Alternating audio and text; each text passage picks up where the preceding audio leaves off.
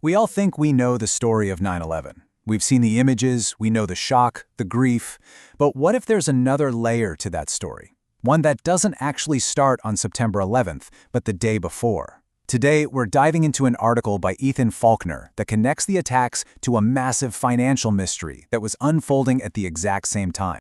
So let's set the scene. It's September 10th, 2001, the day before everything changed. The Secretary of Defense, Donald Rumsfeld, holds a press conference and announces that the Pentagon, well, it can't find $2.3 trillion. Trillion, with a T. It was a jaw-dropping admission that a massive chunk of the defense budget had just vanished from the books. And this is where the timing, according to the source, gets incredibly important. Because the very next morning, the part of the Pentagon that Flight 77 crashed into was the office filled with the budget analysts and accountants, the very people whose job it was to find that missing money. But the story doesn't stop at the Pentagon. Later that same day, another building, World Trade Center 7, collapses. And it turns out, this building was a fortress of federal investigative files, the kind of evidence those Pentagon auditors would have desperately needed. And this is the central mystery that Faulkner's article is built around. So, the crucial point the author makes is this. These weren't just two separate tragedies happening on the same day. He argues they were two sides of the same coin. The Pentagon strike allegedly took out the investigators, while the collapse of WTC-7 wiped out the paper trail. A perfect 1-2 punch that made a multi-trillion-dollar problem simply disappear. Okay, so let's break down the first half of this idea, the Pentagon. The author argues that we shouldn't think of this as just a symbolic attack. He says it was a precise, targeted strike on a specific office doing a very specific and very sensitive job. So who is actually in this impact zone, Wedge 1?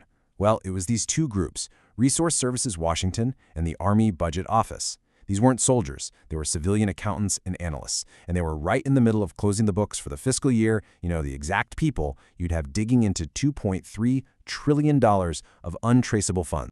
And this quote from the source really drives that point home. They weren't just random Pentagon staff. They were the financial detectives. Their entire job was to follow the money and find out where it went.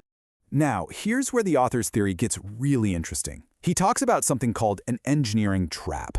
See, Wedge 1 had just been renovated. It was reinforced with steel, Kevlar, blast-resistant windows, the works.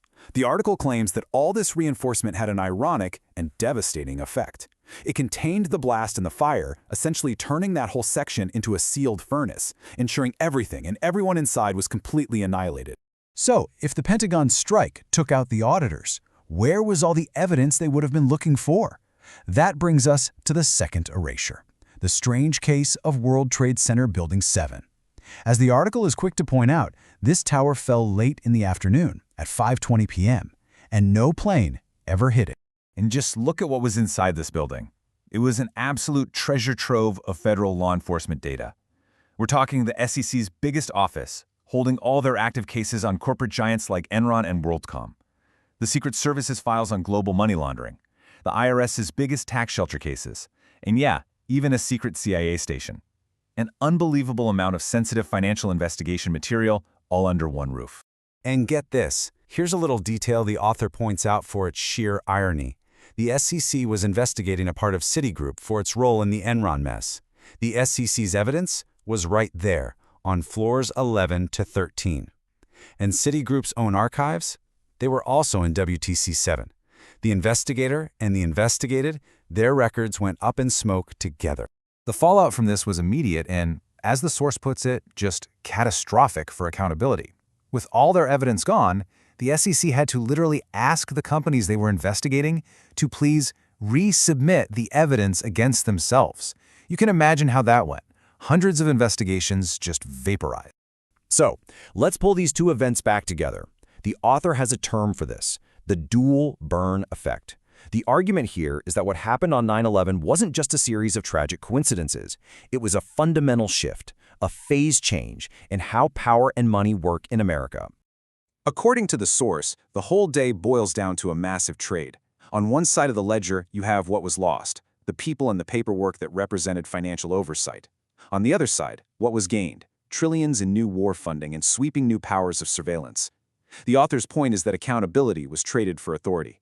And that right there, that's the absolute heart of the argument. It's this idea that the entire infrastructure for proving financial wrongdoing was wiped off the map on the very same day that the justification for a massive, multi-trillion-dollar war machine roared to life.